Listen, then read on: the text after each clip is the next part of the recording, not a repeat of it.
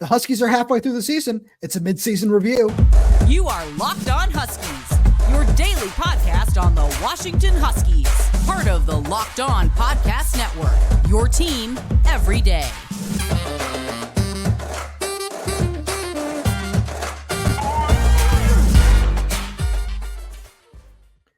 Welcome back in to the Locked On Huskies podcast. I'm Tomashoff. That's Lars Hanson. We write for Inside the Huskies of Fan Nation and Sports Illustrated. Thank you for making this your first watch or first listen of the day. Today's episode is brought to you by Jase Medical. Empower yourself when you purchase a Jase case, providing you with a personal supply of 5 antibiotics to treat 50 plus infections. Get yours today at jasemedical.com. That's JASE medical.com. Lars, it's great to have you here with me today, as always. And, you know, we were excited about doing this. We were talking pre-show just about doing like a mid-season review kind of thing now that the Huskies are officially 6-0 and are ranked number 5 in the country. So the question is simple. What has impressed you the most this season about this Husky team? There's so many obvious answers, right? But I think diving a little bit deeper into it, I think it's the way this team has won. It's not just that they've won, they've been successful, that the offense has been as good as it has, but this team, it's like, because after last season, right, you go 11-2, you beat Texas in the Alamo Bowl, but it's like, okay, can you do that all over again? Can Penix stay healthy for an entire season? Literally everything that came into the season as a question has been answered, in my opinion, in the sense of Penix can stay healthy. The offensive line can turn it around with a little bit of a different unit. It hasn't been, I don't think necessarily from 1 through 6, it's been great as it was last season, but it's not far off. I think, especially when you talk about replacing a 6-year center with a redshirt freshman who never started the game, rotating multiple guards on both sides of the line. I mean, I think Troy and Roger arguably are saving the line, just because of, they're kind of keeping that. It's like the Oreo cookie, right? You're keeping everything solid, right? You're keeping, and so that's a new reference, and I kind of like it. I see where you're coming from there. But that's no disrespect to Julius, to Parker, to Nate, to Guerin, to all the guys that played on the interior part of the line, right, for sure. But the tone setters are your tackles, no matter what offense you're playing in. And the fact that, Penix only got sacked once against Oregon, was sacked. So they've allowed 1 sack against Oregon in the last 2 years. That's impressive. That is wild. Like that is. So it's not just that, like what's impressed me, well, the offensive numbers, Penix, look at the shooting the arrow and the quiver and all that stuff. It's like, yeah, that's cool. And we expected that, right? But I think it's the way that this team has done it and the resiliency that they've had when they've been called upon to have it, especially against Arizona and Oregon. So I'm glad that's what you brought up, because I also wanted to make sure we got off the beaten path a little bit, right? Because we can talk all day about how Rome Odunze is the best receiver in the country. We can talk all day about how Michael Penix is the Heisman favorite and has just been absolutely unbelievable this year, freestyling on the sidelines and doing everything it is that he's doing. And I want to make sure we got that in there too. But I wanted to shout out this coaching staff for everything it is that they do, because it's something we've talked about a lot on this show previously, and it's something that I wanted to touch on. I know I mentioned it to you very briefly before we pressed record, where we saw Kalen in the cinematic recap of the Oregon win I can't remember where exactly on the timestamp it is in the video, but the last time that he says, "You're built for this," the amount of emotion and the amount of just fire and that killer instinct, you can just hear it all in his voice. And I was just like, oh my God. That's just everything that you've wanted to hear and everything you've wanted to see from a UW coach, because it's something we talked about a lot with Chris Peterson. Chris Peterson took you so far, but you could tell with the way that he coached games against certain teams and the way certain things went down throughout his tenure, that killer instinct was not always there. The only time I think we ever really truly saw what it was Oregon in 2016, where they put up 70. Like outside of that, and that's something where this coaching staff has not only instilled this on the players, but they've just they've coached like it. They've actually just said, all right, yeah, we're not taking our foot off the gas here. We'll still put in our second and third stringers when we're up 30 against Cal. That's still something that's going to happen. But these players, they see it, they believe it. That's why they were able to win the Oregon game, is because of just what this coaching staff has instilled into them. Exactly. Well, I think also in a way, it's what these guys forget any of the coaching staffs, what these guys have been through.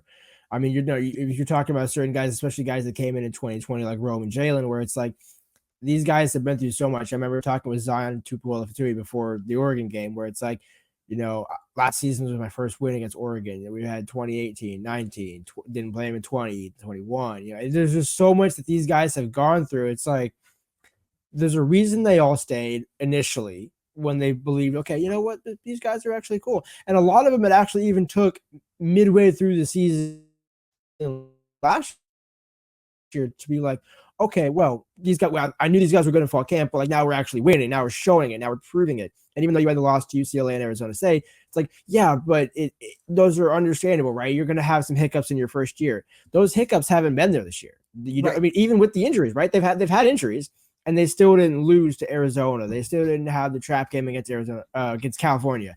You don't stumble against Michigan State, even though you probably still. In either the non-conference or the Boise State or the Tulsa game either. It was just like, yeah, there was some feeling out process in the first quarter against Boise, but just from that point on, it was just full go. It didn't have that same feel that in 2021 where like that after that first drive against Montana, it was like, oh, what's going on here? It was like, cause we kind of felt that. I remember at the very start of the Boise game, and then it was, oh no, yeah, there's the offense that we know. So it's that, but then I feel like we also do just have to give some flowers to the best players on these teams, on this team, right? Where we can, and I want to start defensively, where the impact that Edefani Ulofosio has had coming back. One thing that we saw going around was Braylon Trace forced Josh Connerly into a 13.4 PFF pass blocking grade. Like, yeah, they only had one sack against Oregon, but seeing that kind of production means the numbers will come. And it's just kind of a patience thing. The impact that Jabbar Muhammad has made coming on this defense. And then, of course, we get to the other side. You talk about Troy Fautano and Roger Rosengarten. This receiving core, Jalen McMillan, Jalen Polk, Rome Odunze, the addition of Jeremy Bernard, all that, Dylan Johnson. And then, of course, we have to talk about Michael Penix. We have to make sure that he gets his flowers and gets a couple minutes in here. Yeah, absolutely. And I think that's the thing about Mike is it's like last season he kind of showed the college football, not necessarily the college football world, but a lot of people in college football, right? Like, oh, hey, Mike Penix, hey, he can put it together. Well, he also does have his own former offensive coordinator and some pretty good talent around him. Like, how good is he actually, right? Is he just a system quarterback or whatever? And this season, I remember writing about it on Inside the Huskies, another plug, during the summer, that Michael Penix really found a renewed appreciation for his voice after last season. Like, and the voice that he has, the impact that he can make, not just on the team, but in the community. And everybody mentions it all the time. Roger Rosengarten after the game said, when we got 9 back there and we got Mike back there, we know he's going to fight through anything. The guy's been through everything in the book. So there's nothing that you can put in front of him at this point that he's not going to get through in one way, shape, or form. But he also does it with such a humbleness, with such a, he's got the bravado of, I remember, I don't know if you saw it in the Michigan State post-game presser, but Michael Penix had his press conference before, and then Kalen DeBoer joined him, and they basically did a joint press conference, and it was like the Key and Peele Barack Obama thing where DeBoer is answering the question, and Michael Penix is non-verbally answering the questions, where somebody asked him, someone of the Michigan State reporters asked him a question, and Penix was like, just shaking his head, and for all our audio only listeners out there, right? And DeBoer is like giving the nice, respectful, not respectful, but like the professional answer, exactly. But it's their contrast, right? Because if you have a yes man quarterback and a demanding coach, yeah, you might have success, but after a while, that relationship is going to break. The relationship that all of these guys have, and then the relationship that Grubb and Penix have built. Right, because Penix wasn't with Grubb in 2019 in Indiana, but I believe either Grubb or Kalen mentioned it, that they were trading film with each other when they weren't at Fresno State and when they weren't together on the same staff. They were actually still trading clips during the week, and so I think part of their mindset allowed them to link up at Washington, and that's why it's just been clicking from day one. And so it's like everybody's having individual success, and I think it's cool to see Penix, getting back to what I was saying, the Sports Center like commercial, just really becoming him, right? Being that guy that everybody deserves and everybody knows.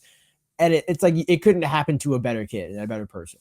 Yes, absolutely. I was texting with one of my just NFL scout sources, and he literally word for word said the exact same thing you did. Where it's just, we were texting about the post just after the Oregon game, And that was one of the first things, was it really couldn't have happened to anybody better. And I couldn't agree more. And Lars, before we get into our just because biggest areas of improvement, which I think there are on both sides of the ball that we can talk about a little bit, it's time to take a minute, and we're going to talk about our friends over at Jace Medical, because everyone should be empowered to care for themselves and their loved ones during the unexpected. That's why Jace Medical offers the Jace Case. The Jace Case provides 5 life-saving antibiotics for emergency use and gives you peace of mind, so that you're not just hoping that you have access to medication in an emergency.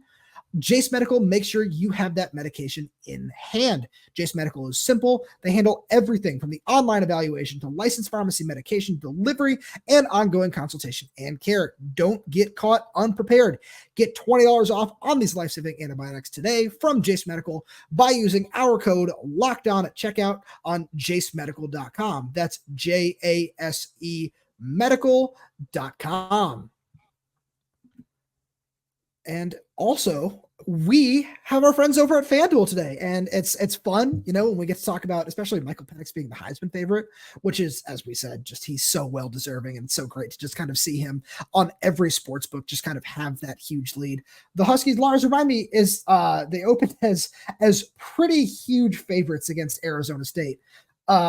Is it 25 and a half on FanDuel? It was 27 and a half last time. At least it opened at 27 and a half. You can do the read and I'll see if I can moving around. And you can snap into action this NFL season with FanDuel, America's #1 sportsbook. Right now, new customers get $200 in bonus bets guaranteed when you place a $5 bet. That's $200 in bonus bets, win or lose. If you've been thinking about joining FanDuel, there's no better time to get in on the action. The app is so easy to use. There's a wide range of betting options, including spreads, player props, over-unders, and more. So visit FanDuel.com/lockdown and kick off the NFL season. FanDuel is an official partner of the NFL. What you got for us there? 26 and a half. Yeah. That's going to be a fun line. I'm going to be very interested to watch that one throughout the week. Over under 58 and a half. And like Vegas, they nailed the over under for the Oregon game. So yeah, they did. I believe Washington has covered every single game this season. I don't know when the last time they didn't cover was. Maybe I can't remember what it was against Texas, but maybe it was there.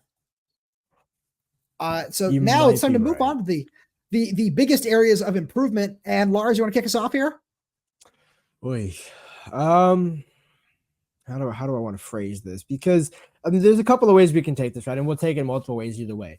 But I guess I'll start on defense, right? I think we've seen a good improvement from the defense as a whole.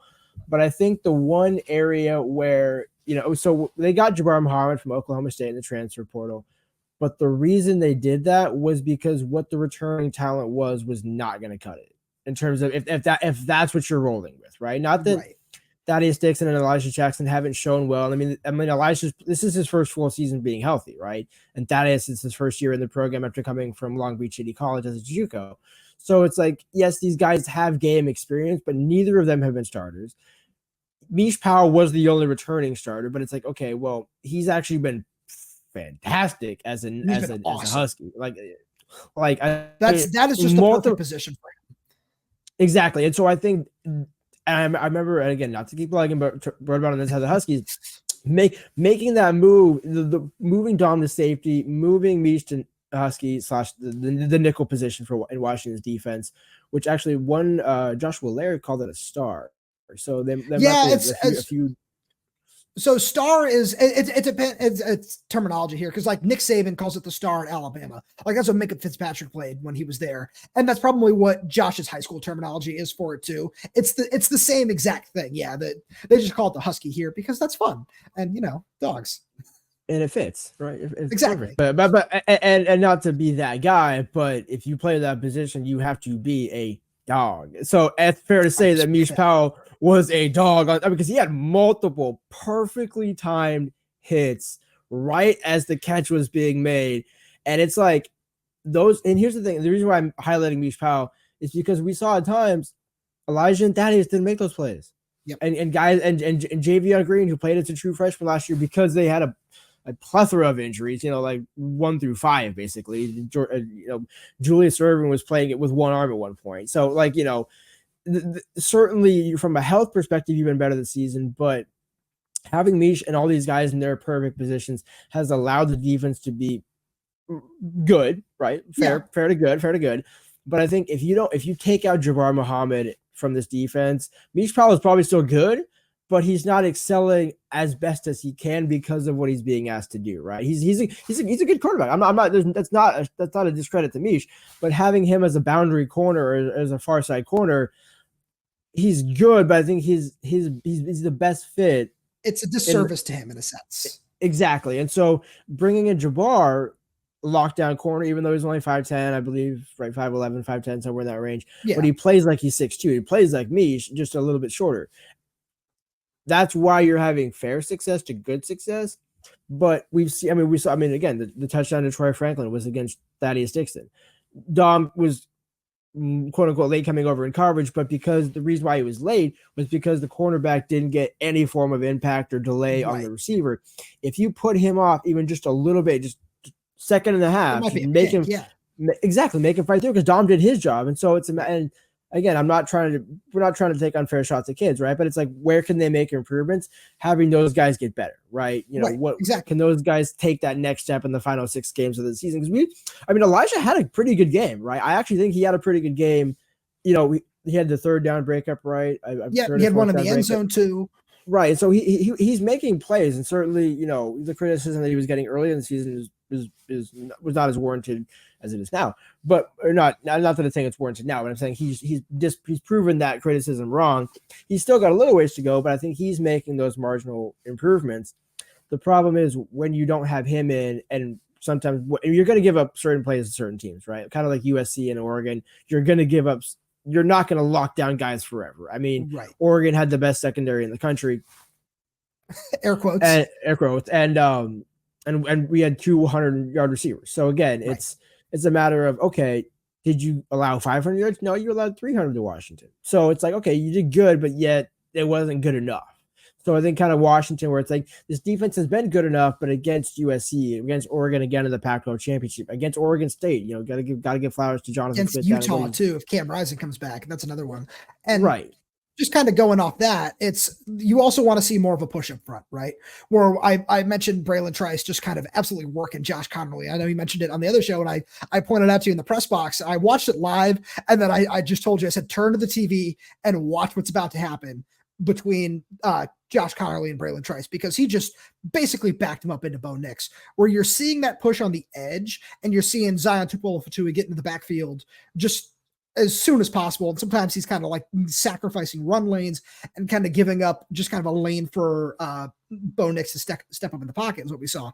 And the biggest thing that just kind of we're not seeing that we did last year, and I'm gonna kind of talk about just kind of where that's a positive in a second, is there's not really just as much of a push from the interior defensive line, where we've seen some solid play there, right? From Javon Parker, from Tooley, from everybody who's played the position. There's been positives, but it's more been against the run than it is in pass, just like when rushing the passer, where there's no, oh man, like I see somebody coming at me from the middle. Now I have to try to roll out. Oh wait, Braylon Trice is there and he's going down for a sack. We haven't seen a whole lot of that this season. So that's something where I was talking to somebody last night. We were just kind of like going over a replay of the game, and they mentioned, oh man, look at MJ Ale. He's getting good push here. He's doing a good job here. He's doing a good job there, where he's only playing his second year on the defensive line, right? He started doing that last year, and it's very clear why the coaching staff moved him over there, and he looks really good, but he's still learning the position. So there's still a lot of, because the biggest criticism that I was hearing was hand fighting. And hand fighting, it's not there, but he's such a big, powerful, athletic dude that he's been able to make an impact. It's not all there, and he hasn't been able to fully put it together with like a deeper arsenal of pass rush moves, which is a really hard thing to learn anyways. Right, exactly. I mean, it's like he's got the position down now. It's just a matter of understanding the nuances. Same thing with Elijah, right? Where he's proven that he's able to do it, right? It's just, okay, how can we be better? How can we take that next step? How can we return to the DBU mantra? Because going back to what you said about 2016 against Oregon, that was started with Budda Baker, right? The Budda Baker pick on Justin Herbert. Granted, that was Justin Herbert's first start ever, so different than a fifth, sixth-year senior in Bo Nix, who's been playing the SEC at Auburn and now coming back against Oregon. It's like, okay, I think Bo's a little more experienced, right? But Right, for sure. But that defense in 2016, you certainly don't have. Now, you're getting close, right? I mean, from last year to this year. But then the other thing is tackling. I think that is something we probably have to just continue harping on until they prove us otherwise, because they got stops, but God, that was atrocious this year. I will shout out Eddie, who had 11 tackles in that game. He was fantastic. And then just kind of before we move on, the one thing that I want to mention is something just kind of to put a bow on what you said at first. We're talking about how good of a fit Mish Powell is in the nickel. It's one of the reasons because he's such a good run defender and such a good tackler against the run. And he's been awesome at that so far this season. When we saw him blow up that screenplay, I know it's not a run play, we saw him blow that screenplay up with Jordan James. And there's just a bunch of other times you say, oh, that's Mish Powell getting into the backfield, doing something here, doing something there, just against the run. And that's just been so helpful. And that's kind of why he's been such a good fit at that position. And kind of going forward where, yeah, he's had a couple of months to learn the position. He's had basically the entire year to do that. But it's still a learning curve once you get into the game, right? Like one thing that I hear a lot when I've been just kind of listening to NFL podcasts and other things is, with less preseason games, and it's something where the Huskies or like no college team has a real preseason game, right? It's just full go from day one, where it's, oh yeah, sometimes it takes people like a full month to just kind of get comfortable and learn what they want to do with just this NFL 3 preseason games. So there's got to be just a point of just a kind of a learning curve, I would want to say. Yeah, I completely agree. I think but I think he's so naturally gifted and talented as a defensive back. Just no matter, you could put him in safety, I think, honestly, right? And he would still find a way to succeed. So I think that's why. So I think it's like it's just a matter of can he, I think it's worse. Can he be put in the correct position? Then can he actually succeed? I think and that's why they moved him to Husky. So, Lars, next here on Locked On Huskies, we are going to reassess our record predictions, which is something I know you and I have referenced at multiple points so far this year. So I think it should be a lot of fun to just kind of go back over those because I know exactly what you're going to say to me about the Oregon State thing. And, you'll hear more of my thoughts. But first, we've got to talk about our friends over at eBay Motors, because passion, drive, and patience, what brings home the winning trophy, is also what keeps your ride or die alive. eBay Motors is everything you need to maintain your vehicle and level it up to peak performance. From superchargers, roof racks, exhaust kits, LED headlights, and more. Whether you're into speed, power, or style, eBay Motors has got you covered. With over 122 million parts for your number one ride or die, you'll always find exactly what you're looking for. And with eBay Guaranteed Fit, your part is guaranteed to fit your ride every time or your money back. Because with eBay Motors, you're burning rubber, not cash. With all the parts you need at the prices you want, it's easy to turn your car into the MVP and bring home that win. Keep your ride or die alive at ebaymotors.com. Eligible items only. Exclusions apply. eBay Guaranteed Fit is only available to U.S. customers. All right. I want to kick it off with a record prediction where we just kind of, Lars, so we had the same record, right? At the end of the regular season, we both said the Huskies were going to be 11-1. And so far to this point, we have been correct, because your loss was at USC. My loss on the schedule was at Oregon State. So we're just going to kind of kumbaya, as you did with Zion Tupuola-Fatui, where you two just sat down and had a really nice interview on the 2-yard line, which was great. And I really enjoyed that. And if you haven't seen that story, go check it out on Inside the Huskies. Bang, plug. And if you haven't seen that picture, Lars, you posted that on your Twitter at Lars Hanson. So go check that out. Check that out as well. And I'm going to give myself a shout out because I took the photo. So. And I gave you the credit. And I gave you the photo credit. You did. And I appreciate that. So. I'm a real one. You are a real one, as we know. You wouldn't be on the show if you weren't a real one. So shout out to everyone who's been on the show so far, all real ones. So Lars, has anything changed about your record prediction so far? See, part of me said, here's the thing. The way that went against Oregon, Washington should have no problem with USC. Like I don't think USC should beat Washington. That said, I also don't think Oregon State should be Washington, but I think that will be a closer game than what USC and Washington appear to be at this point in the season. However, it's October 17th. The game against Washington or against USC is November 4th. Yep. So we got a little bit of time there. Maybe it's a different defensive coordinator running the Trojans in November. Maybe Lincoln Riley's taking over the defensive play calls. Who knows? But But I mean, it's you don't want to. I mean, it's hard to run the oh hey, you're a fanboy, you're picking them to go, you're gonna run the table. You never.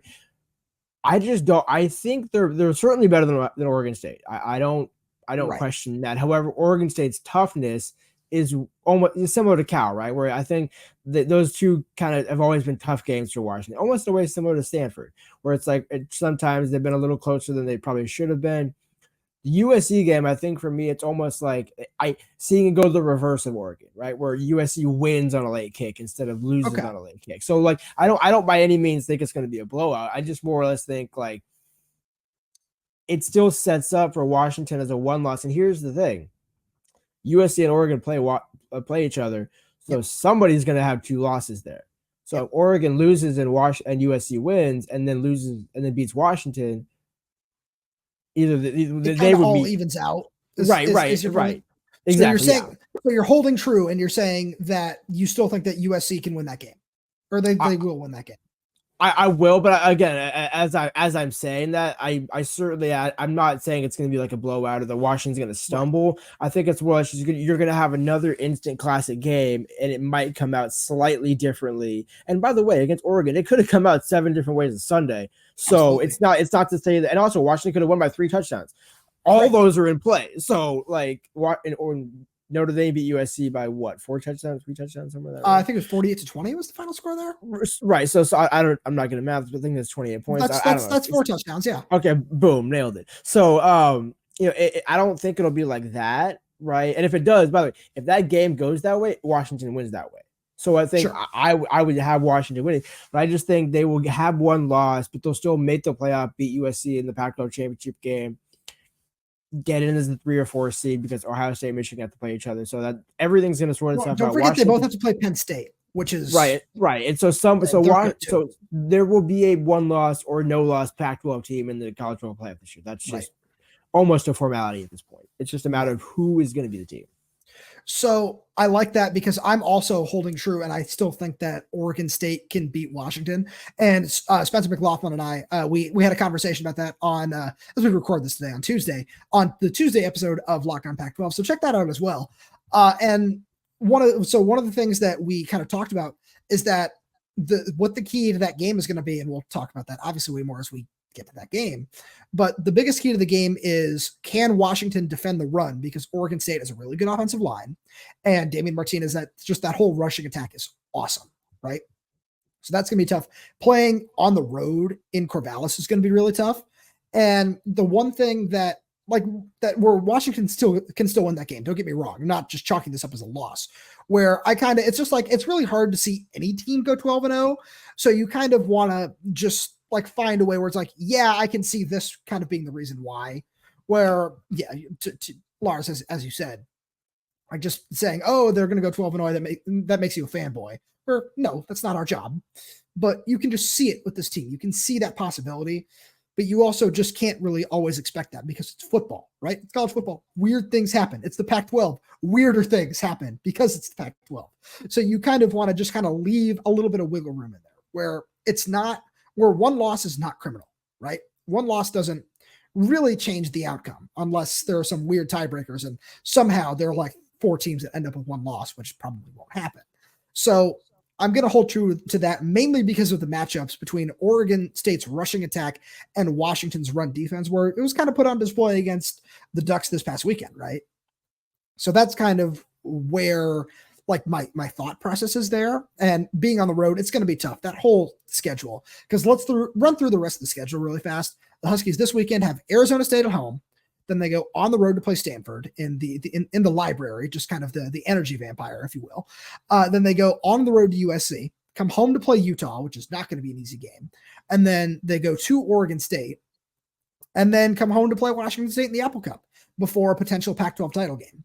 So this is a really tough schedule. And especially when you look at that last 4 games, right? That grueling November, which is something we talked about before the season started, that there is a lot of room for there to possibly be a loss in there.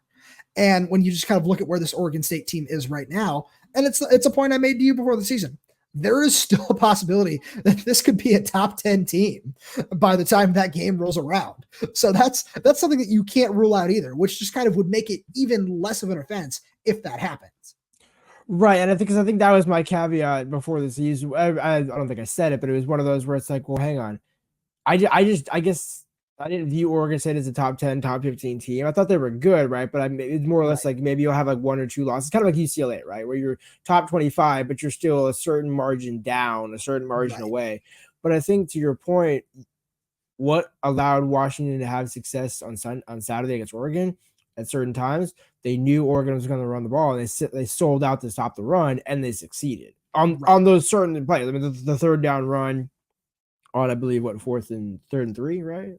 Yeah. Before the fourth down play, right? Right. And so it's one of those where it's like, okay, when you know it's going to be a run, and DJ Uiagalelei is certainly okay, but by no means. Right, exactly. And so I think when you don't have that offset of Bo Nix, who both can throw it and pass it, or throw it and pass it. Yes, he can. and he can also run it, which is what I was trying to say. Oh, he's a triple threat. Right, but I mean, DJ is because he can play baseball, but theoretically, but when DJ is not at that caliber, so I think it's going to be easier for Washington to sell out and stop the run and literally force DJ to pass. They're going to force. Right. Okay, if we're losing this game, we're losing it by DJ somehow throwing for 500 yards instead of Oregon State rushing for 250 or 300. Right. And just kind of to put a bow on that one, wow, I've used that a couple of times today. But just to wrap that up before we get to Lars' final thought, I'm not at all saying that's going to happen. I know I said that earlier, but because we saw when Oregon State lost to Washington State, what do they do really well? Throw the ball. What does Washington do really well? Oh yeah, they throw the ball. They've got some talented guys there that we totally didn't talk about at all earlier in the show. So that's just kind of what I want to say there before, because I'm sure there's somebody screaming at me through YouTube or through, Spotify, Apple Music, whatever it is, wherever you're listening to this podcast, just saying, well, Oregon State's pass defense isn't great. Yeah, I know, but you kind of just have to make room for, sometimes the matchups just don't always fall the way that you want them to. So before we got to hear Lars's final thought. What you got for us? Yes. Yeah, I think it's going to, I mean, everything comes, Caleb Williams is basically out of the Heisman contention at this point. I mean, a plus 5,000, he could theoretically get back in, and the only way to get back in is with a win against Washington. But here's the thing, that still doesn't mean Michael Penix would lose the Heisman. That would just mean Caleb gets a little closer. They're still going to both get invited to New York, and they can play each other in the Pac-12 championship game. So I think all the cards are still on the table for Washington to reach a national championship. You just got to take it one game at a time and go 1-0 every week. I like it. I like it. Lars, as always, thank you for being here with us. And thank you to all the everydayers out there for just, doing what you do. I put out a message on Twitter yesterday, just kind of thanking everybody. And Lars, I know you share the same sentiment that I do. We really, truly appreciate all your support every single day. And it does mean a lot to us as we continue to try to grow this podcast. And it's awesome that this Husky team is good, but we know that you're here sticking with us every day, and that's why it's in your name. And if you're not an everydayer yet, we'd love for you to become one. And there are a bunch of easy ways to do that. Here are all those ways: YouTube, Spotify, Apple Music, Amazon Music. We are on every single podcast format that you can find. So just look us up at Locked On Huskies. And if you are an everydayer, please feel free to like this video, like the show, leave us a 5-star review, leave us a comment down if you want. If you have any questions, we'll try to get to as many of them as we can. Thank you so much for tuning in, and we will talk to you on Thursday.